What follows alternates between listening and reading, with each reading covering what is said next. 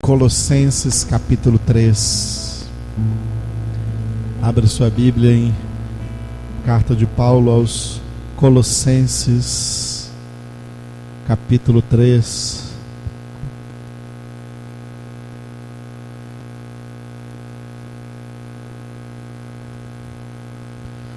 Aleluia. Vamos ler juntos em oração, amém? Eu vou ler os versículos ímpares. Glória a Deus. Aliás, os homens leem comigo os versículos ímpares, né? Rubiane, vem aqui louvar a Deus conosco. E a Rubiane lê os versículos pares. As mulheres junto com a Rubiane leiam os versículos pares. A Rubiane e a Giovana estarão lendo os versículos bem feminino aqui. Aleluia. Então os homens comigo. Portanto, se fostes ressuscitados juntamente com Cristo, buscai as coisas lá do alto, onde Cristo vive, assentado à direita de Deus. Pensai nas coisas lá do alto, não nas que são aqui da terra. Porque morrestes, e a vossa vida está oculta juntamente com Cristo em Deus. Quando Cristo, que é a nossa vida, se manifestar, então vós também sereis manifestados com Ele em glória. Fazei, pois, morrer a vossa natureza terrena: prostituição, impureza, paixão lasciva, desejo maligno e a avareza, que é idolatria. Por estas coisas é que vem a ira de Deus sobre os filhos da desobediência. Ora, nessas mesmas coisas andastes vós também noutro tempo, quando vivíeis nelas. Agora, porém, despojai-vos igualmente de tudo isto: ira, indignação, maldade, maledicência, linguagem obscena do vosso falar. Não mintais uns aos outros, uma vez que vos despistes do velho homem com seus feitos, e vos revestistes do novo homem, que se refaz para o pleno conhecimento, segundo a imagem daquele que o criou, no qual não pode haver grego nem judeu, circuncisão nem incircuncisão, bárbaro, cita, escravo, livre, porém Cristo é tudo em todos. Revesti-vos, pois, como eleitos de Deus, santos e amados, de ternos afetos de misericórdia, de bondade, de humildade, de mansidão, de longanimidade. Suportai-vos uns aos outros, perdoai-vos mutuamente, caso alguém tenha motivo de queixa contra outrem. Assim como o Senhor vos perdoou, assim também perdoai vós. Acima de tudo isto, porém, esteja o amor, que é o vínculo da perfeição. Seja a paz de Cristo o árbitro em vosso coração, a qual também foste chamados em um só corpo, e sede agradecidos. Habite ricamente em vós a palavra de Cristo. Instruí-vos e aconselhai-vos mutuamente em toda sabedoria, louvando a Deus com salmos e hinos e cânticos espirituais, com gratidão em vosso coração. E tudo o que fizerdes, seja em palavra, seja em ação, fazei-o em nome do Senhor Jesus, dando por ele graças a Deus Pai. Esposas, sede submissas ao próprio marido, como convém ao Senhor. Maridos, amai vossa esposa e não a trateis com amargura. Filhos, em tudo obedecei a vossos pais, pois fazê-lo é grato diante do Senhor.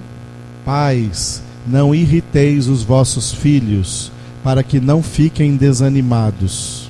Servos, obedecei em tudo a vosso Senhor, segundo a carne, não servindo apenas sob vigilância, visando tão somente agradar homens, mas em singeleza de coração, temendo ao Senhor. Tudo quanto fizerdes, fazei-o de todo o coração, como para o Senhor e não para homens, cientes de que recebereis do Senhor a recompensa da herança. A Cristo, o Senhor, é que estais servindo. Pois aquele que faz injustiça receberá em troco a injustiça feita, e nisto não há acepção de pessoas. Vamos ler juntos o versículo 12, mais uma vez, amém? Todos juntos? Revesti-vos, pois, como eleitos de Deus, santos e amados, de ternos afetos de misericórdia, de bondade, de humildade, de mansidão, de longanimidade. Aleluia! Vamos ficar de pé, a Rubiane vai orar por todos nós, e você vai orar junto com quem está aí do seu lado, amém? Em nome de Jesus. Amém.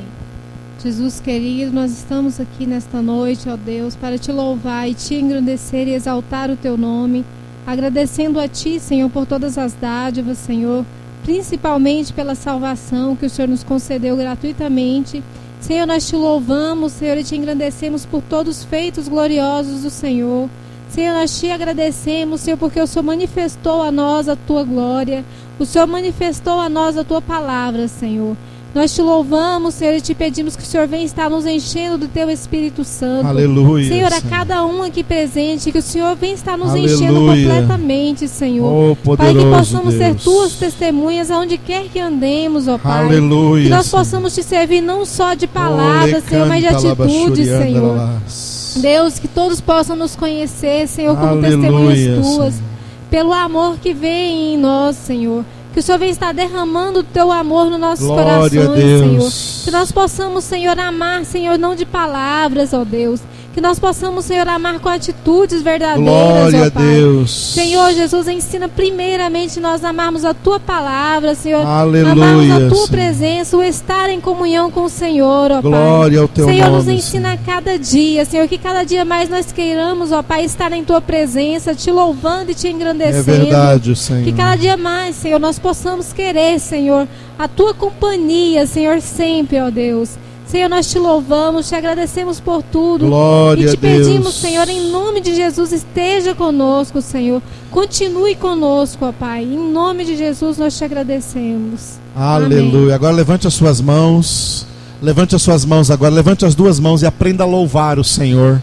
Louve o Senhor. Agora não vai pedir nada, vai só louvar, só louvando e agradecendo. Te louvamos, te agradecemos, exaltamos o teu nome, Senhor, porque tu és santo, tu és digno de louvor, tu és digno de toda glória, de toda honra. É bom estarmos na tua presença, é bom estarmos diante do Senhor, é bom buscar a tua face, é bom, Senhor, meditar na tua palavra. Como é bom, Senhor, poder pertencermos a ti e de coração adorarmos e engrandecermos o teu nome, Senhor.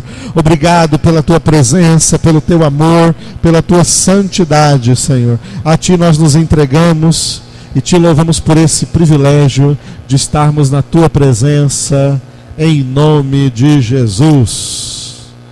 Dê um aplauso ao Rei dos Reis e Senhor dos Senhores.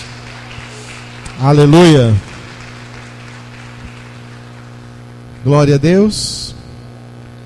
Glória ao nome do Senhor. Aleluia. Podem estar assentados, irmãos, na presença de Cristo Jesus. Aleluia. Como é bom estarmos na sua presença. Quarta-feira nós falamos, dentro do nosso curso de interpretação da Sagrada Escritura, nós falamos sobre a chave para interpretar o Antigo Testamento. E nós não terminamos, vamos terminar agora. A chave para interpretar o Antigo Testamento. O Antigo Testamento está na Bíblia Sagrada exclusivamente para ser interpretado à luz do Novo Testamento. Quem interpreta o Antigo Testamento sem a luz do Novo vai errar nessa interpretação.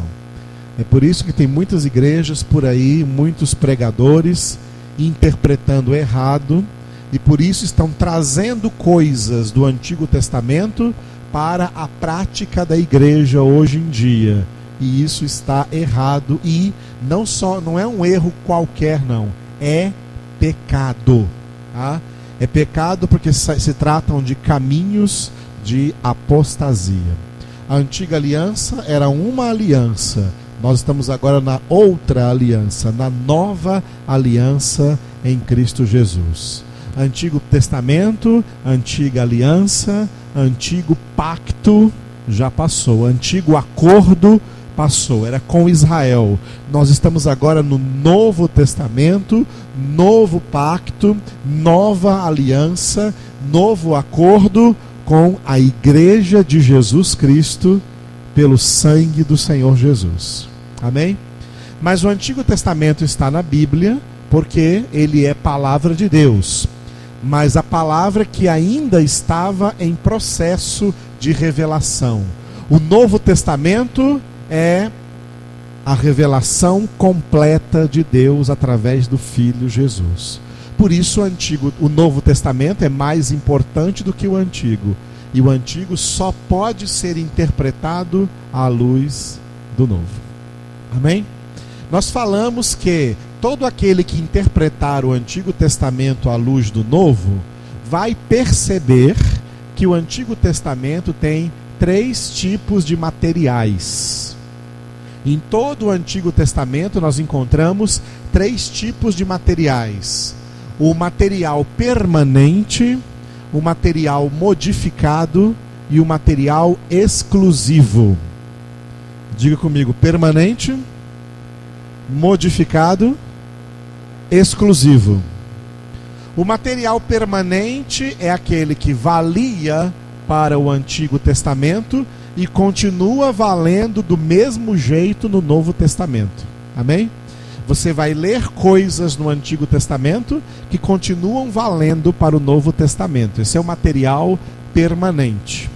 Mas você vai achar também o material modificado, que era aquilo que valia no Antigo Testamento e continua valendo no Novo, mas de maneira modificada. Porque o próprio Jesus modificou, o Novo Testamento modificou. Existiu no Antigo e existe no Novo, mas só que no Novo é diferente da maneira como se aplicava no Antigo. É de uma maneira modificada.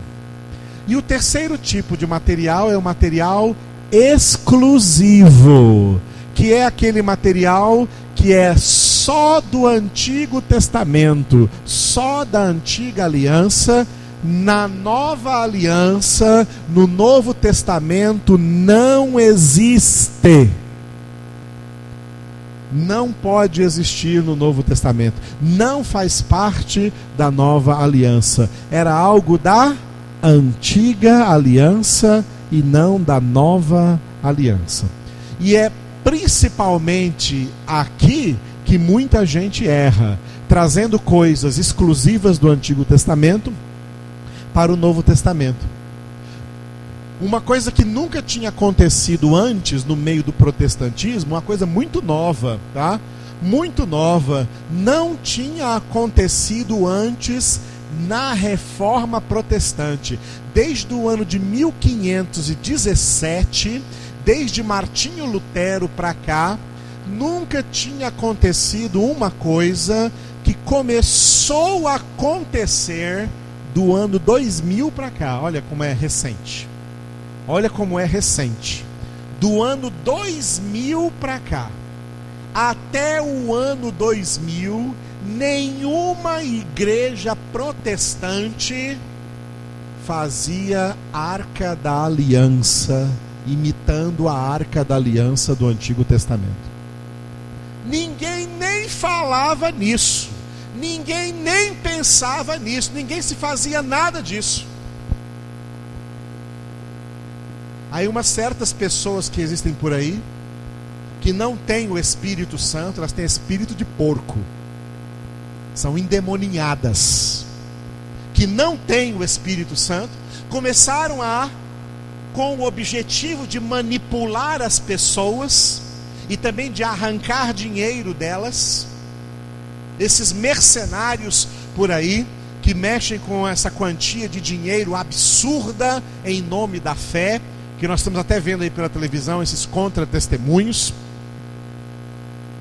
Nós acabamos de ler em Efésios capítulo 3, tem um versículo que fala de uma lista de pecados, e entre eles a avareza. A avareza é o amor ao dinheiro, que é idolatria, e por essas coisas vem a ira de Deus sobre os descrentes.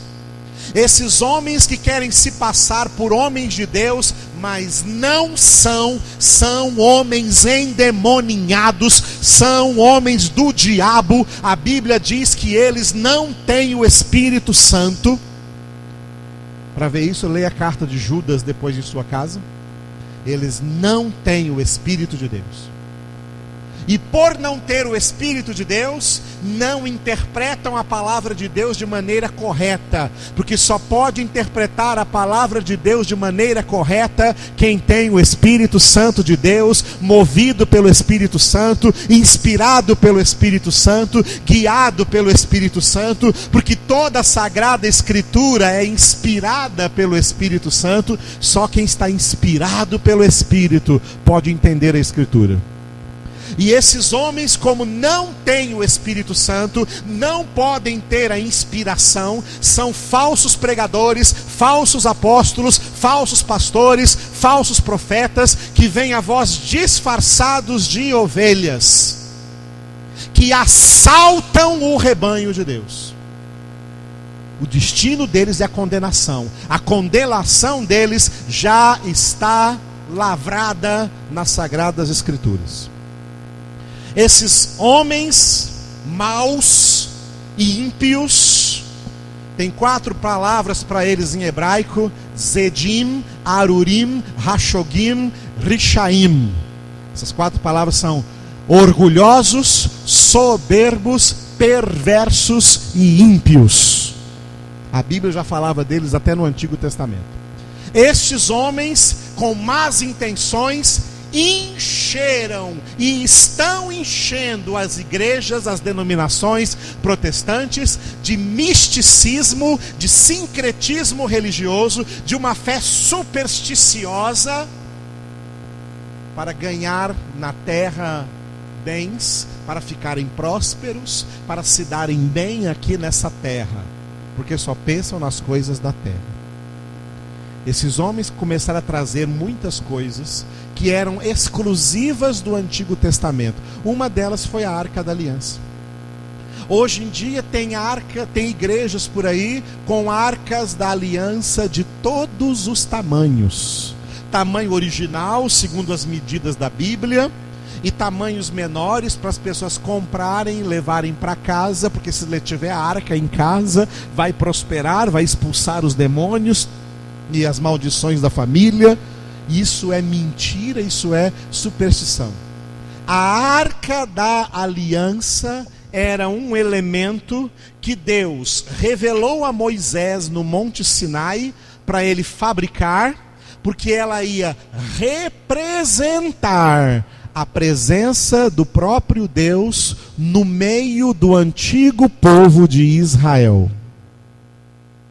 Não é para nós, não é para a igreja. A igreja não precisa de arca da aliança, porque Jesus disse na última frase de Mateus 28:20: eu estou convosco todos os dias, até a consumação do século.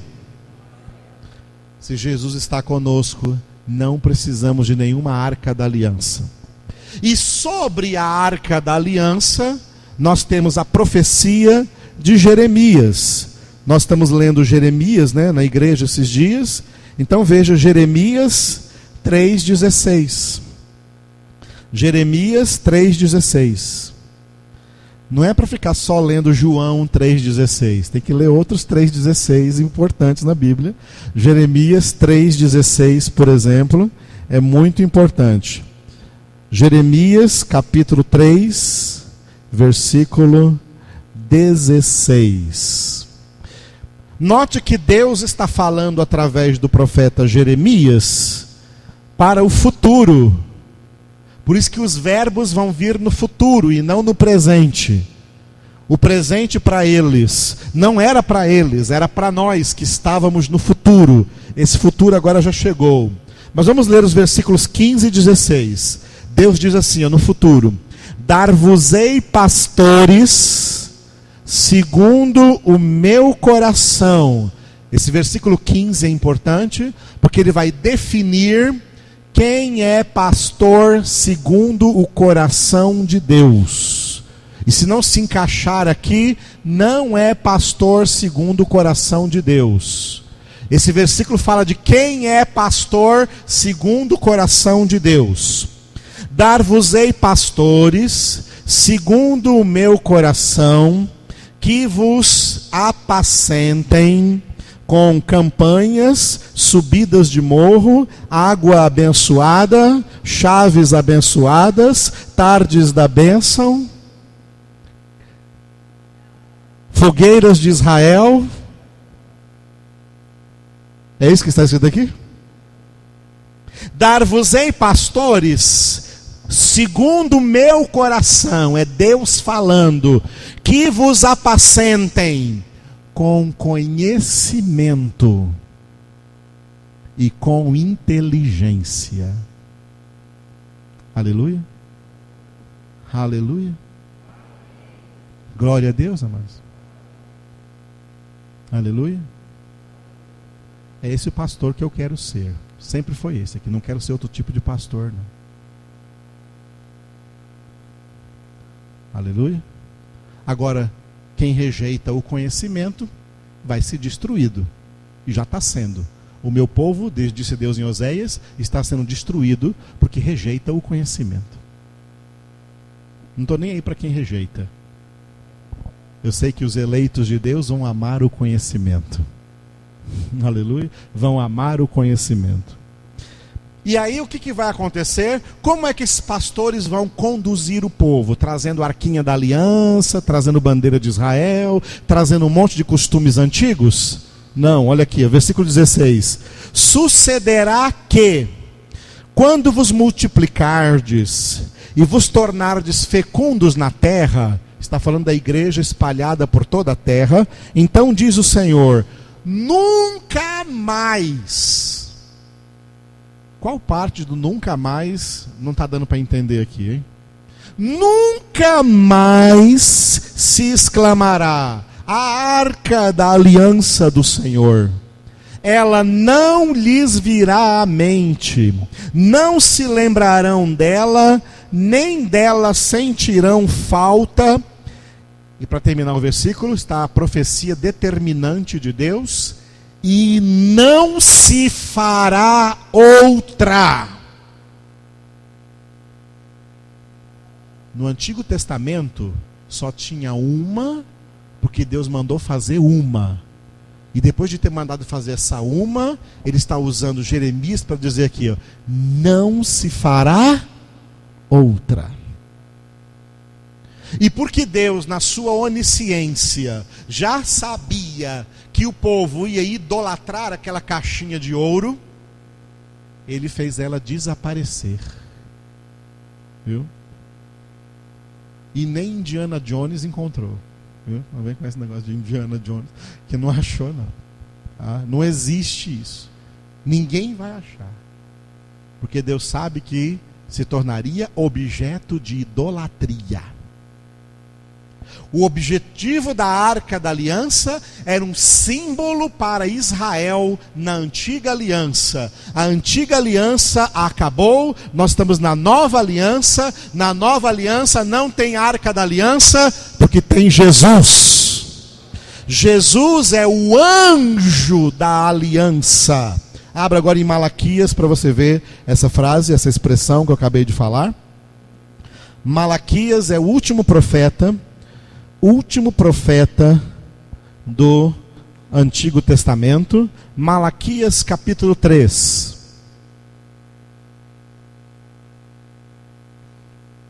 Malaquias capítulo 3. Versículo 1. Esse versículo 1 vai falar de duas pessoas que ainda viriam no futuro, agora já vieram. Uma é João Batista e a outra é o Senhor Jesus, o Filho de Deus. Diz assim, ó, eis que eu envio meu mensageiro, que preparará o caminho diante de mim. Quem é esse mensageiro? João Batista. João Batista é esse mensageiro.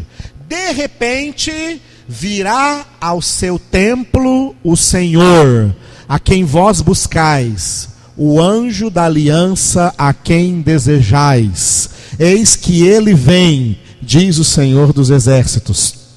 Quem é o anjo da aliança que está com letra maiúscula? Está com letra maiúscula aí? Se não tiver, era para estar. Anjo da aliança, está com letra maiúscula? Quem é o anjo da aliança? Jesus. Anjo aqui significa mensageiro. Não é que Jesus é um anjo de asa, não. Mensageiro de Deus, que veio trazer a mensagem da aliança de Deus. Um dos títulos de Jesus aqui, em Malaquias 3, é o anjo da aliança. No Antigo Testamento, eles precisavam da arca da aliança. No Novo Testamento, nós não precisamos da arca da aliança, porque o anjo da aliança está conosco.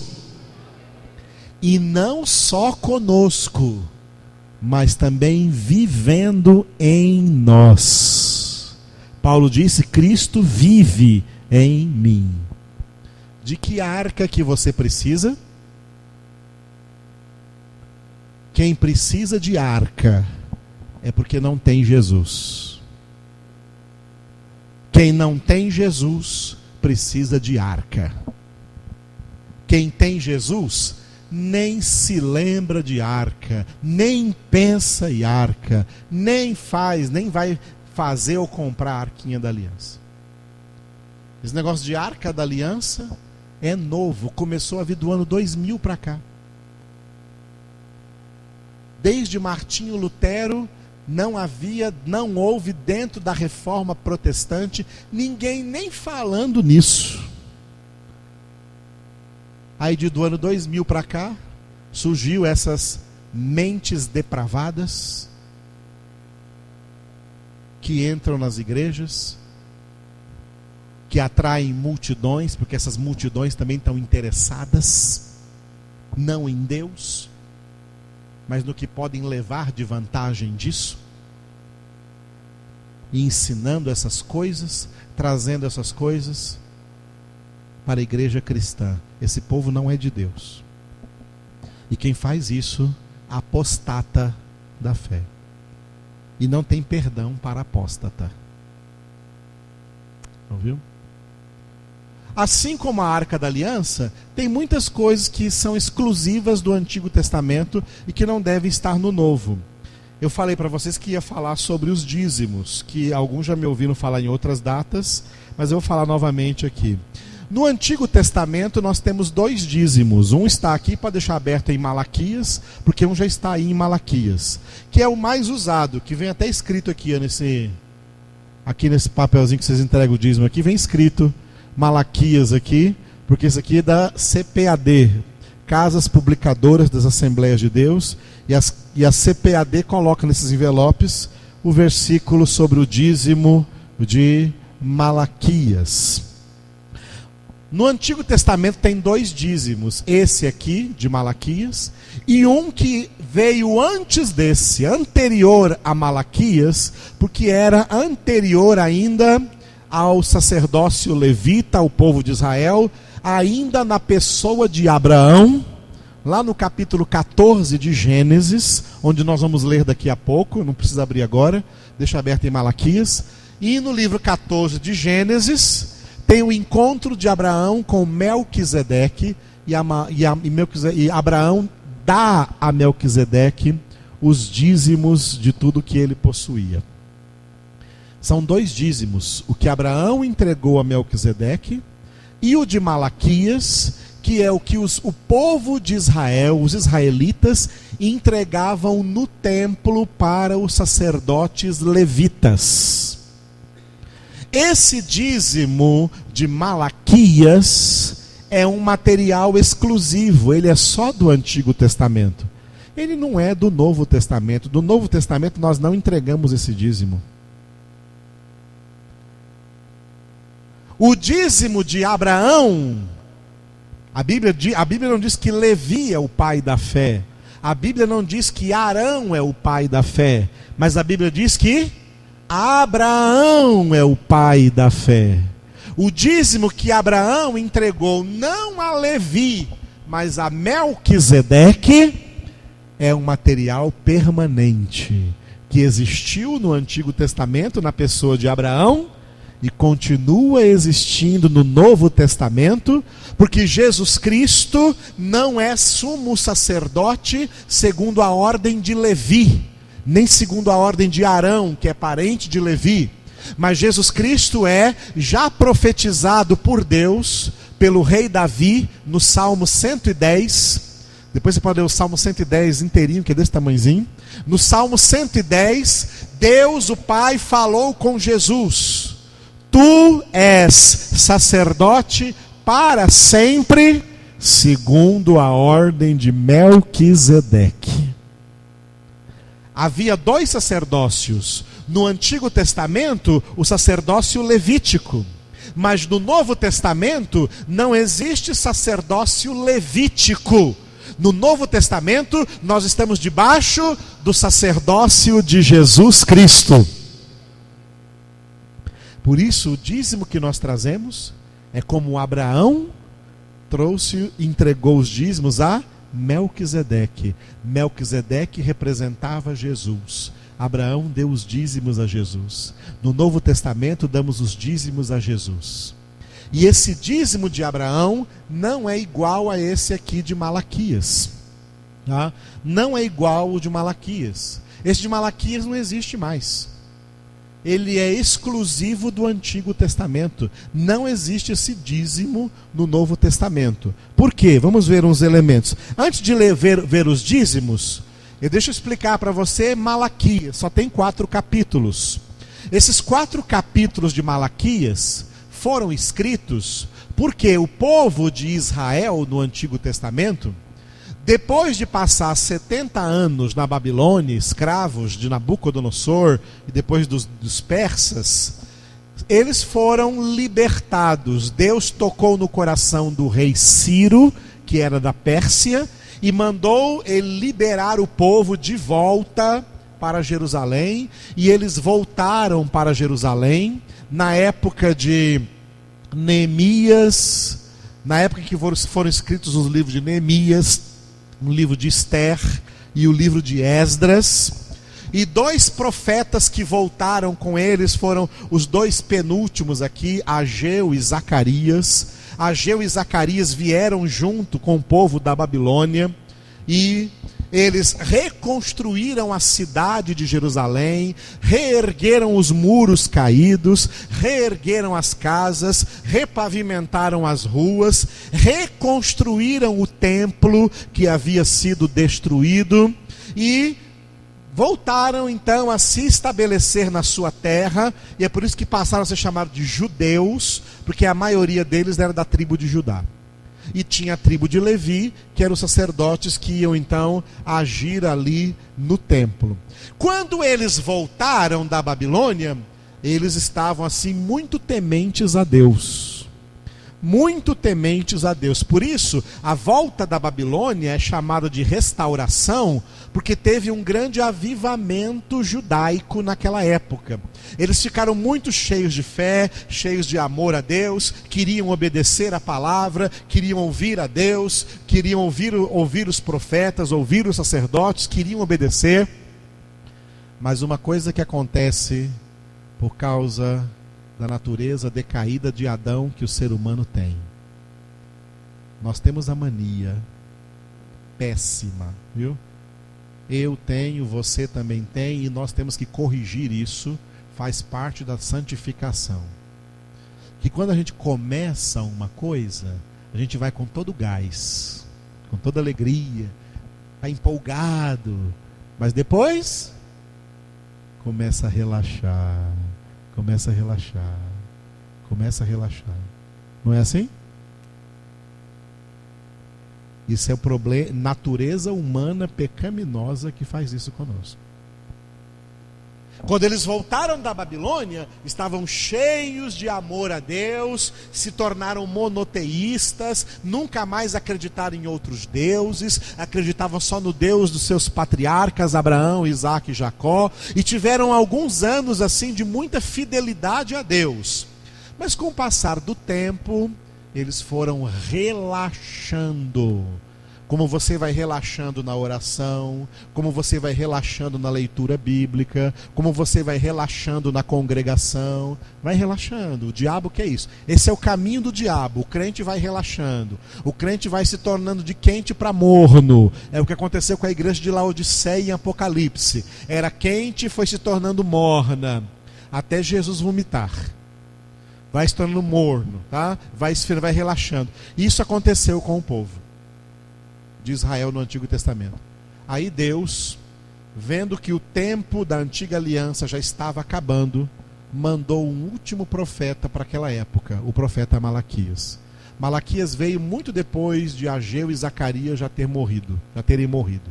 Aí Deus levantou o profeta Malaquias para chamar pela última vez a atenção do povo de Israel. Ó, vocês estão relaxados. Não apenas nos dízimos e ofertas. Dízimos e ofertas era um item. Um item aqui de Malaquias é dízimos e ofertas. Mas eles estavam relaxados na oração, eles estavam relaxados no culto, eles estavam relaxados na vida. E Deus vai colocando aí uma lista do que eles estavam relaxados. Naquela época ainda tinha sacrifícios de animais, e eles estavam trazendo do rebanho deles, escolhiam o pior animal, aquela ovelha que estava manca, aquele cordeiro que estava cego. O pior animal é o que eles traziam para sacrificar para o Senhor no templo. Mas quando o governador vinha almoçar na casa deles, matava o melhor do rebanho para os homens, mas para Deus traziam o pior, porque eles estavam relaxados, viu? Eles estavam relaxados. É igual acontece aqui. Vou dar um exemplo que eu falei alguns dias atrás e algumas pessoas não gostaram. É para não gostar mesmo, porque quem é carnal não gosta, mas quem é espiritual se corrige, né? Para os homens você é pontual, porque você não chega atrasado no seu trabalho. Mas para Deus, você relaxa. Não é isso? É para Deus. Né? Para Deus pode ser de qualquer jeito, não é verdade? É assim que estava o povo em Malaquias, na época do profeta Malaquias, relaxados nas coisas que deveriam ser santas, nas coisas que deveriam ser espirituais. Inclusive, tinha uma lista de coisas, e nessa lista fazia parte os dízimos e as ofertas. Por isso que Deus falou para eles, veja aí no capítulo 3 também, capítulo 3, versículo 8. Roubará o homem a Deus? Todavia vós me roubais, e dizeis: em que te roubamos? Aí Deus diz: nos dízimos e nas ofertas. Com maldição sois amaldiçoados, porque a mim me roubais, vós, a nação toda. Viu? Aí Deus vai e exorta no versículo 10: trazei todos os dízimos à casa do tesouro. A casa do tesouro era o templo de Jerusalém, porque esse dízimo aqui era dos judeus, era exclusivo dos judeus. Por isso que eles traziam a casa do tesouro, que era o templo de Jerusalém, para que haja mantimento na minha casa, porque os sacerdotes viviam só disso. Os sacerdotes viviam de servir o templo e tinha que ter alimento na casa de Deus para os sacerdotes. E aqui Deus diz uma coisa que é um material exclusivo do Antigo Testamento, não vale no Novo Testamento. Olha: provai-me nisto, diz o Senhor. Tem gente por aí pregando que nós temos que trazer os dízimos, porque Deus falou para colocarmos o próprio Deus à prova nos dízimos. Não, Senhor. Deus falou para eles lá no Antigo Testamento, esse material exclusivo. No Novo Testamento, ninguém prova a Deus. Se alguém colocar Deus à prova, e é o que já tornou aí muito comum nas pessoas, estou fazendo prova com Deus. No Novo Testamento, quem coloca Deus à prova está em sérios apuros, está em pecado. No Novo Testamento, não colocamos Deus à prova em nenhuma situação. Por quê? Porque Deus já provou o quanto nos ama, nos dando seu Filho amado. E aí o apóstolo Paulo, inspirado pelo Espírito Santo, escreveu a carta aos Romanos, e quando chegou no capítulo 8, versículo 32, Paulo escreveu: aquele que não poupou o seu próprio Filho, mas que por todos nós o entregou, como não nos dará também graciosamente, significa de graça, graciosamente com Ele todas as coisas? No Novo Testamento não se faz prova com Deus, e quem faz está em pecado, porque o pecado significa não conhecer a Deus. Não conhece a Deus. Ouviu? Provai-me nisto era para eles lá. Provai-me nisto. E aí ele diz o seguinte, ó: provai-me nisto, diz o Senhor dos Exércitos, se eu não vos abrir as janelas do céu e não derramar sobre vós bênção sem medida. Aí diz: por vossa causa repreenderei o devorador. Repreenderei o devorador. Outro texto que esses homens mirabolantes por aí gostam de usar e dizer assim, que as suas dívidas é o seu devorador, e para repreender o devorador você tem que trazer o dízimo, porque através do dízimo você repreende o devorador. Errado. Onde que Jesus falou de devorador no Novo Testamento? Onde os apóstolos falaram de devorador no Novo Testamento? Onde o Novo Testamento fala de devorador? Esse devorador aqui é um material exclusivo do Antigo Testamento, não existe no Novo. Esse devorador aqui é uma espécie, era uma espécie de gafanhoto que devorava as lavouras. Eram 4 tipos de gafanhotos que o profeta Joel falou sobre eles. Vamos ver no profeta Joel? Abra agora aí no profeta Joel.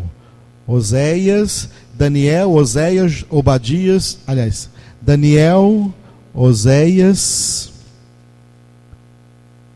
e Joel. Daniel, Oséias, Joel. Abra em Joel. Joel capítulo 1, versículo 4. Joel capítulo 1, versículo 4. Só pastores que vos apacentam com inteligência e conhecimento sabem disso que eu vou falar aqui. Esses outros, me desculpe, não entendem nada de Bíblia. Deviam calar a boca. Paulo fala a Tito: é necessário fazê-los calar, porque estão pervertendo casas inteiras. Paulo disse em Tito capítulo 1. Joel capítulo 1, versículo 4. Aqui estão os 4 tipos de gafanhotos que atacavam as lavouras. O que deixou o gafanhoto cortador, é o primeiro. Comeu o gafanhoto migrador, o segundo. O que deixou o migrador, comeu o gafanhoto, olha o devorador aí, devorador é o terceiro. E o que deixou o devorador comeu o gafanhoto destruidor. É o quarto gafanhoto. O profeta Joel está profetizando para o povo de Israel, e Deus está usando a linguagem dos gafanhotos, do ataque de gafanhotos a uma lavoura, para exemplificar nações que iam atacar Israel. Por isso que esses quatro gafanhotos aqui, tá? Repita comigo: cortador, migrador, devorador, destruidor. Eles eram quatro gafanhotos diferentes, não eram iguais não. Eles voavam em bandos, eram gafanhotos diferentes. Em hebraico também os nomes deles são diferentes. E cada tipo de gafanhoto fazia um trabalho. Primeiro chega, a lavoura está lá bonitinha, vem o cortador e corta as folhas. E as folhas vão caindo. Depois dele vem o migrador que vem e pega as folhas e leva embora para algum lugar. Depois o que sobrou vem o devorador e vem devorando e vem comendo tudo e vai embora. O que sobra, já devastada, vem o destruidor e acaba com a lavoura totalmente. Esses gafanhotos trabalhavam assim, nessa ordem, tá? Nessa ordem. Esses quatro gafanhotos representam também a profecia de Daniel. Volte agora para Daniel, capítulo 7. Em Daniel, capítulo 7, o profeta Daniel teve uma visão de 4 animais. E esses 4 animais são os mesmos 4 gafanhotos de Joel. Tá? Os mesmos 4 gafanhotos de Joel. Como o senhor sabe disso, pastor?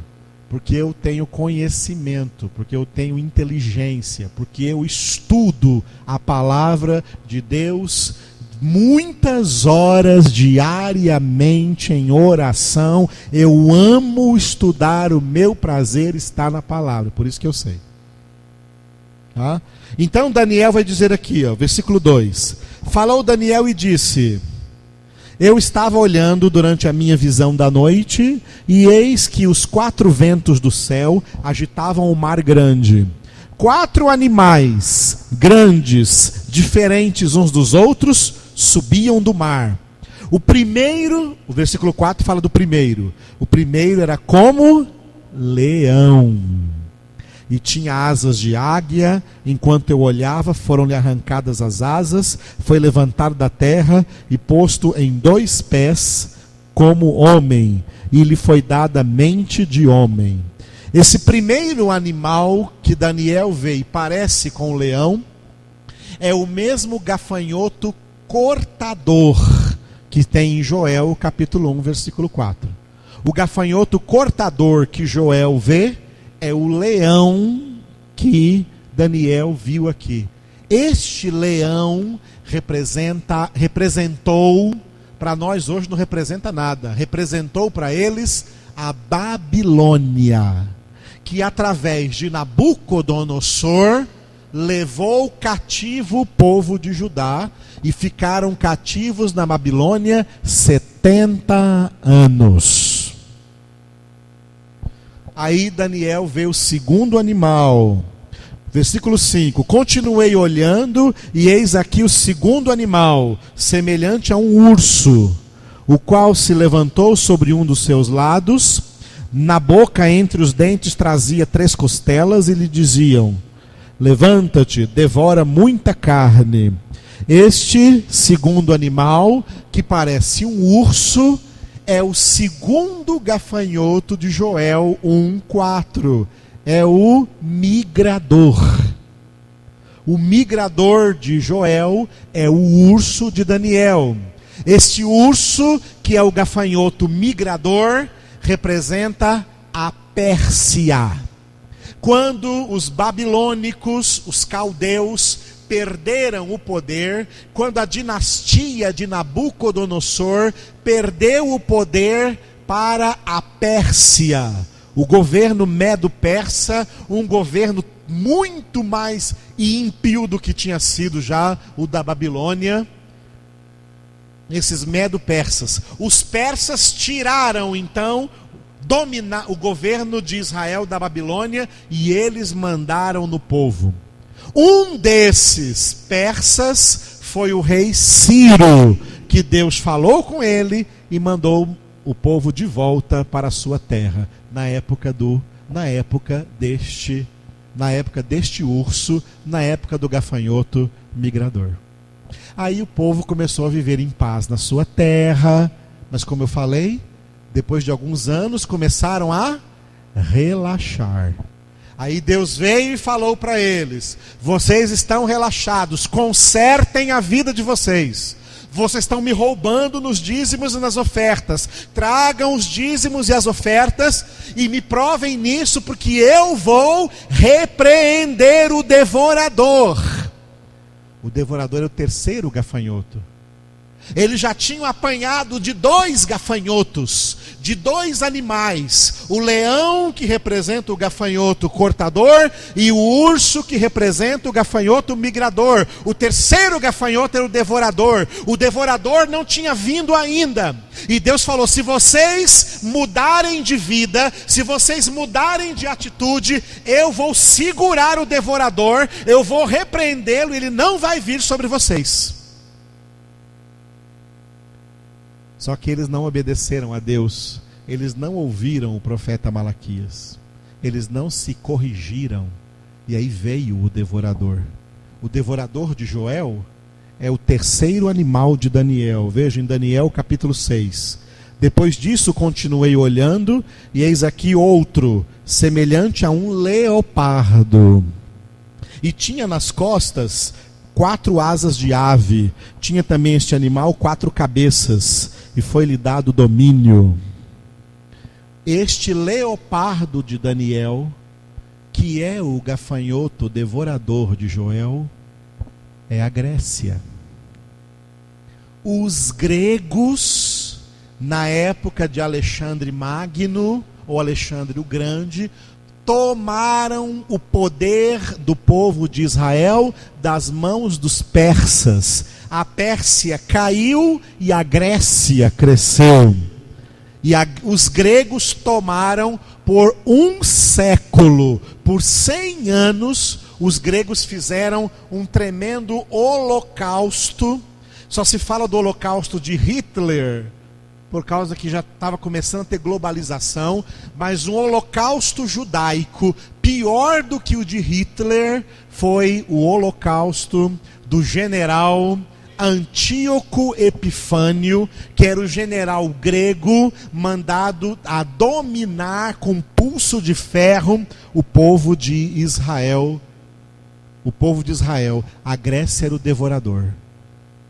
E o general Antíoco Epifânio mandou matar, exterminar muitos judeus em praça pública, homens, mulheres e crianças. Foi a época dos irmãos chamado Macabeus, que Deus levantou para que o povo todo não fosse exterminado, mas grande parte do povo foi exterminado nessa época. O devorador veio.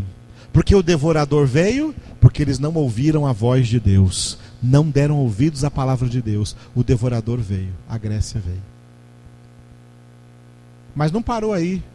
Tem o 4º gafanhoto, que é o destruidor, e tem o 4º animal de Joel aqui. Veja o 4º animal de Joel, versículo 7. Depois disto eu continuava olhando nas visões da noite, e eis aqui o 4º animal, terrível, espantoso e sobremodo forte, o qual tinha grandes dentes de ferro. Ele devorava e fazia em pedaços, e pisava aos pés o que sobejava. Era diferente de todos os animais que apareceram antes dele, e tinha 10 chifres. O mesmo número de chifres da besta em Apocalipse capítulo 13. Porque esse animal aqui, que Daniel não conseguiu fazer nenhuma referência. O primeiro ele fez referência a um leão, o segundo ele fez referência a um urso, o terceiro ele fez referência a um leopardo, mas esse aqui ele não achou, era um monstro que ele não achou parecido com nenhum animal da fauna. tá? Nenhum animal da floresta. Ele apenas chamou ele de animal, um animal terrível. Esse quarto animal, que é o gafanhoto destruidor de Joel, é o Império Romano. O Império Romano. Os 10 chifres representam as 10 montanhas que cercam a cidade de Roma, sobre a qual Roma está edificada, está construída. Esse animal, o Império Romano, que veio e tomou Israel das mãos dos gregos, a Grécia caiu e o Império Romano cresceu. E o Império Romano dominava na época de Jesus. Por isso que na época de Jesus era César. Jesus disse: dai a César o que é de César e a Deus o que é de Deus. Eram os romanos que dominavam política e economicamente a nação na época de Jesus. Quando Jesus veio, já tinha 1 século que os romanos dominavam. E depois de Jesus, eles continuaram dominando por 3 séculos. Depois do 3º século, esse império foi à falência politicamente e foi à falência economicamente.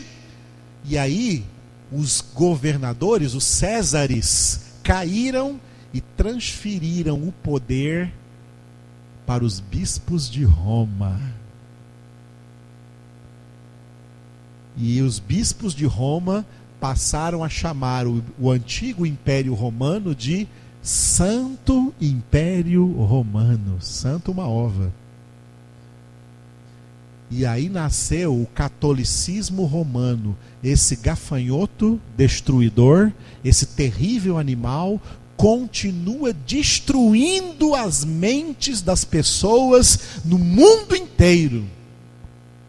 Cada vez mais católicos não escutam a palavra de Deus, não ouvem a palavra de Deus, porque o destruidor destruiu a consciência deles para fazer deles adoradores de imagens idólatras. E eles não têm salvação, porque não estão debaixo de Cristo. Cristo é a cabeça, eles estão debaixo das 10 cabeças de Roma, estão debaixo da besta. O império, esse quarto animal continua, viu? Continua agindo. Esse quarto gafanhoto destruidor continua agindo. Esses são os gafanhotos, amados. São nações. Portanto, o devorador era a Grécia, que por 1 século devorou todas as riquezas de Israel, e depois dele veio o Império Romano. Não tem devorador para o Novo Testamento. Portanto, dízimo não repreende devorador coisa nenhuma. Para chamar de devorador no Novo Testamento, sabe quem é devorador no Novo Testamento? Devorador no Novo Testamento se chama olho gordo. Isso aqui é devorador, viu? No Novo Testamento.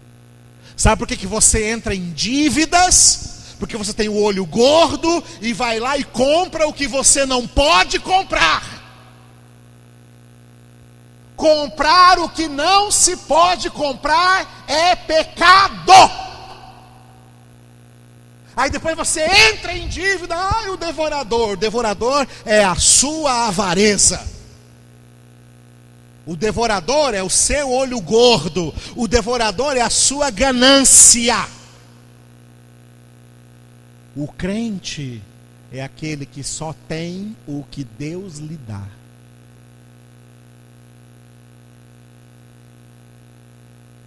É o que fica contente com o que Deus lhe deu hoje. Se amanhã Deus quiser dar mais, Ele vai dar. Se amanhã Deus quiser dar menos, Ele vai dar. Se amanhã Ele quiser continuar dando a mesma coisa, Ele vai dar. Se amanhã Ele quiser tirar o que Ele deu hoje, Ele vai tirar, porque Ele é soberano. E nós temos que nos prostrar diante desse Deus, E nunca ficar por aí dando passo maior que a perna. Pegar dinheiro emprestado e não pagar é pecado. E mesmo que a outra pessoa perdoe, quem não pagar fica devendo para Deus. Porque está em pecado, ela não está perdoada não. A outra está perdoado para outra pessoa, mas para Deus não. Porque ela deve. A agiotagem é pecado. O Salmo 15 diz que quem vai entrar no céu não empresta seu dinheiro com usura. Emprestar o dinheiro com usura é praticar agiotagem. E tanto o que pratica emprestando o dinheiro, como o que pega emprestado, está pecando. A agiotagem é pecado dos dois lados.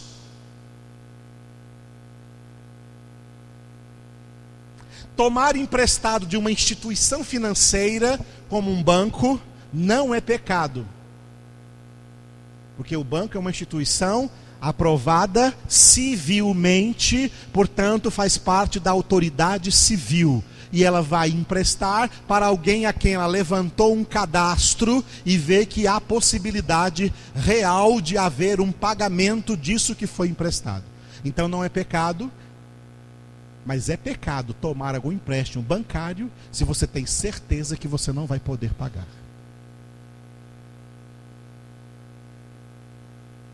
Portanto, o que está matando as finanças dos crentes hoje não é nenhum devorador, não. O devorador é o próprio crente, que age como descrente, que não sabe o que fazer com o dinheiro, que não está adestrado, não está educado ao que fazer na vida financeira.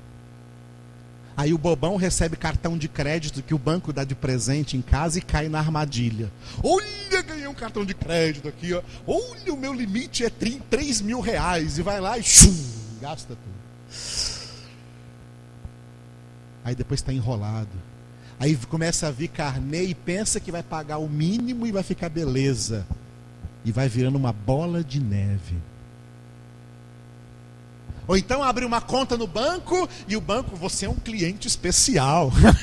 Cai nessa para você ver. Você é um cliente especial. Hein? Vamos dar um limite aqui para você. Você tem um limite aqui de 15 mil reais. Você, oba, Deus está me dando vitória. Não, senhor. Cheque especial é imexível. Não mexa nisso.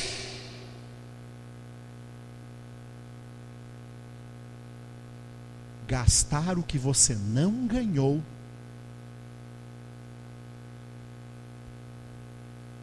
é tentar o Senhor teu Deus. Ah, Deus vai cobrir depois. É tentar o Senhor teu Deus. Está escrito algo que era do Antigo Testamento e é material permanente, vale no Novo. Não tentarás o Senhor teu Deus. Deus providencia tudo para a pessoa que é fiel, para ela dar o passo dentro do que Deus vai permitindo. Não pule para aquilo que Deus não permitiu. Ah, gostei demais daquela calça, gostei demais daquela roupa, gostei demais daquele sapato, gostei demais daquela joia. Isso é o seu olho gordo. Concupiscência dos olhos. Isso é pecado. Você é de Deus. Haja como gente honesta. Trabalhe com honestidade. E seja equilibrado na sua vida financeira. Porque o nome de Deus está sendo enxovalhado por aí afora, por causa de muita gente que se diz crente e está devendo até os fios de cabelo da cabeça.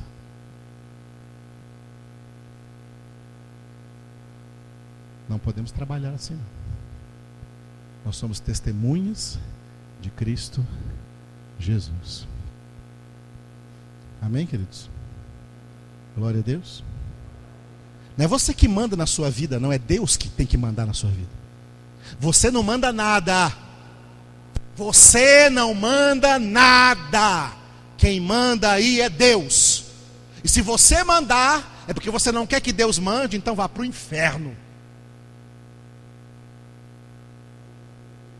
Porque Deus não vai assinar embaixo de nenhuma falcatrua que você fizer. Deus é santo e o mandamento dele para nós é: sede santos, porque eu sou santo. Aleluia. É sério, né, irmãos? Quer esconder embaixo da cadeira? É sério, né? De Deus não se zomba, com Deus não se brinca. Isso é a palavra de Deus, isso é a verdade. Somos filhos de Deus e temos que aprender a viver como tais. Aleluia. Glória a Deus. E tem uma coisa assim, ó. Deixa eu contar para você um princípio bíblico. Se Deus olha para você e fala assim, ó: se eu abençoar essa pessoa, ela vai gastar tudo de uma vez, então eu não vou dar nada. Vou esperar ela mudar o caráter dela. À medida que ela for mudando o caráter, eu começo a dar um pouquinho. Se não tiver mudança de caráter, não ganha nada. Depois você pega o Salmo 73 e veja que aqueles que estão ganhando muito é o próprio Deus que está colocando eles em lugares escorregadios. Os que estão ganhando muito estão numa armadilha, porque eles não são de Deus. Mas os que são de Deus, Deus sabe o que dar, quando dar, por que dar, quanto dar. O nosso banco, amados, o nosso banco não é Itaú, não é Bradesco, não é Santander. O nosso banco tem a sua sede, o seu cofre forte na Nova Jerusalém Celestial. Você é correntista dessa conta? Aleluia! Então, invista como consagrando a sua vida e se santificando. E é garantido pelo Senhor que Ele não vai deixar nada faltar para você. Agora, se você for infiel e gastar o que não tem, vai faltar. Aí não vem dizer, mas não está escrito que nada faltará. Nada faltará para os que são ovelhas e que são obedientes. Mas se você é um lobo, vai faltar tudo para você. Porque você é que é o devorador. Entendeu? E uma das coisas que o dízimo nos ajuda, eu vou continuar falando amanhã de manhã, que acabou o nosso tempo. Vou continuar falando amanhã desses 2 dízimos, porque não terminei. Amanhã 10 horas da manhã. Uma das coisas que os dízimos nos ajudam na nossa santificação é justamente a educar a maneira como lidamos com os bens que Deus vai dispondo para o nosso uso, para o nosso bem. Aleluia. Por isso, as pessoas que dão o dízimo, como Abraão deu a Melquisedeque, elas vão se tornando pessoas equilibradas nos seus gastos. As que não dão, eu sei N casos. As que não vou dar dízimo, não, por causa disso, se enche de motivo arrogante para dizer que não dá dízimo, e fica lá na frente com a vida toda enrascada, entendeu? Porque não está dando a Deus o que é de Deus, mas está dando para a sua carne tudo o que a carne quer. Então há muita coisa para Deus nos ensinar acerca disso, em nome de Jesus. Aleluia. Vamos orar? Fique de pé agora para nós orarmos ao Senhor. Te agradecemos, a Deus, por mais essa noite desse curso de interpretação da Tua Palavra. Ensina-nos a interpretar de maneira correta e a viver de maneira correta que agrade ao Senhor. A Ti, Senhor, nos entregamos, colocamos nossa vida, nosso coração diante do Senhor e Te adoramos por tudo quanto estás nos ensinando. Também queremos ser sempre fiéis, Senhor, nos dízimos e nas ofertas, como Abraão entregou a Melquisedeque, com o coração aberto, com o coração grato, não para comprar nenhuma bênção, mas porque já fomos de graça abençoados por Ti, ó Pai, em Cristo Jesus, com toda sorte de bênçãos. Por isso Te louvamos, ó Deus, e adoramos e engrandecemos o Teu nome. Aleluia. Vamos encerrar cantando e louvando ao Senhor, enquanto aqueles que vão trazer os dízimos hoje ou ofertas, façam isso então com amor, em nome de Jesus. Glória a Deus.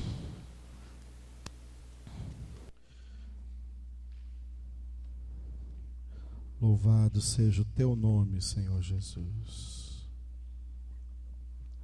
Aleluia, Senhor.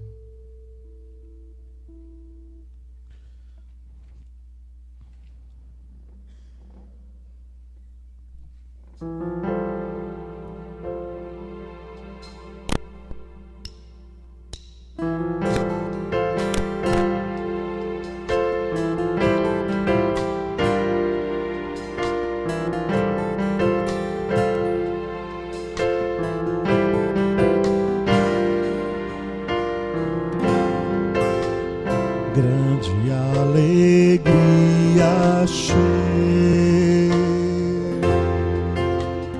o que fora de Jesus não há. Ele é Deus, Filho perfeito.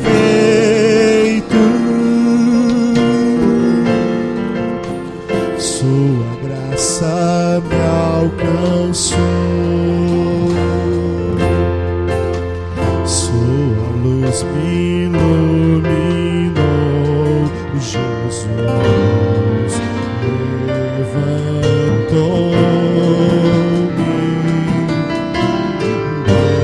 deu-me Sua vida.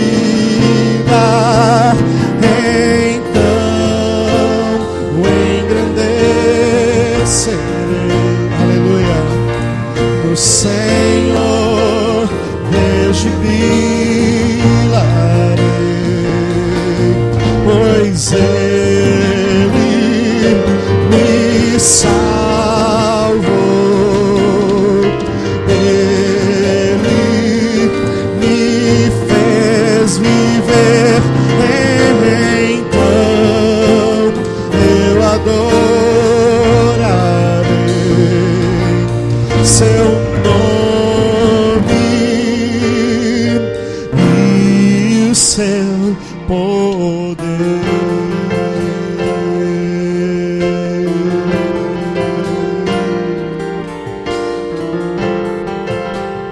Em Jesus me levantei, Seu louvor entoarei, Senhor, não te vejo, mas eu te amo, então o engrandecerei, o Senhor rejubilarei, pois Ele me salvou,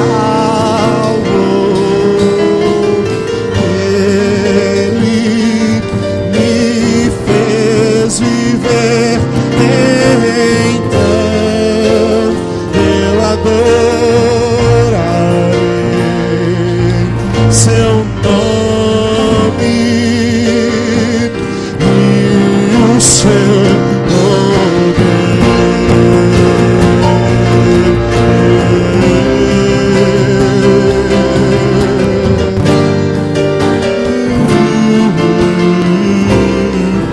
Jesus, adoramos a Ti, Senhor.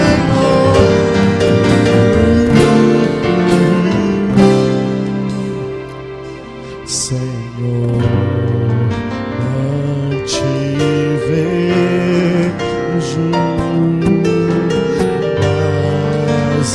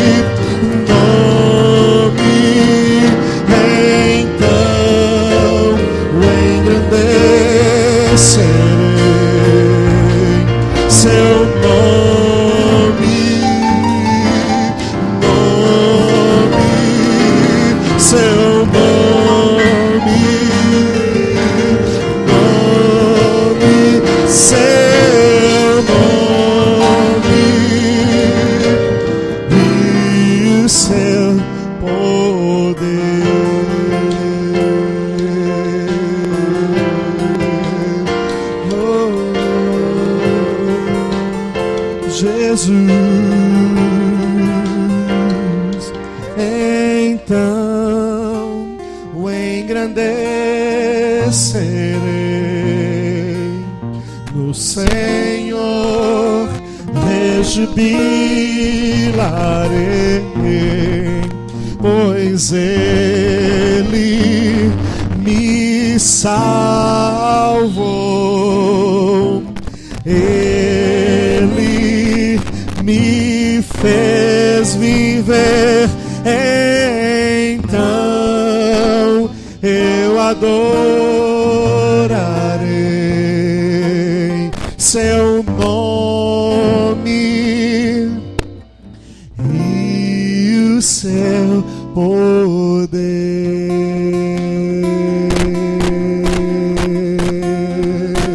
Adoramos a Ti, ó Senhor, adoramos o Teu nome, oh aleluia,